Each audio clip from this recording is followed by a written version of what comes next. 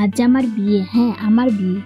আমার নাম অন্না, মাত্র নবম শ্রেণীতে উঠি। এরই মধ্যে বাবা বিয়ে ঠিক করেছি। অভাবে সংসার হয়তো ঠাঁই হচ্ছিল না আমার। বিয়ে দিয়ে দিলেই কোনোভাবে বেঁচে যায়। আমার মতামত জানতে চায়নি কেউ, তবু সাহস করে মাকে বললাম, মা আমি পড়তে চাই। উত্তরে পেলাম, মেয়ে মানুষরা তো পড়তে নেই, স্বামীর ঘরে আসল ঠিকানা। দেখছোই তো আরও 4খানা ভাই বোন আছে তোমার। উত্তরে আর কিছু বলা হয়নি। পরিবার থেকে গেলেই তারাও বাঁচে, আমিও।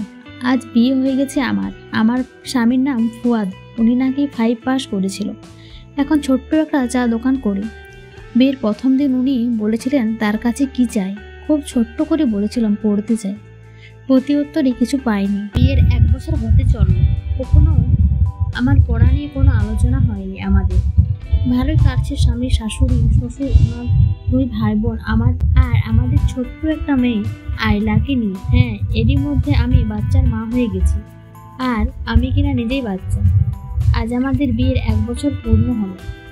আমার স্বামী একটা কাগজ হাতে নিয়ে দিয়ে বলল, তোমার জন্য জিনিসটা এনেছি, দেখো। আমাদের বিয়ের দিনে কিছু মনে পড়ে কিনা। সেদিন আমার কাছে চেয়েছিলে, পারেনি। নিজের কাছে প্রতিষ্ঠা করেছি, যেদিন তোমার হাতে ভর্তি কাগজ দিতে পারবো সেদিনই পড়া নিয়ে কথা বলবো, এর আগে নয়।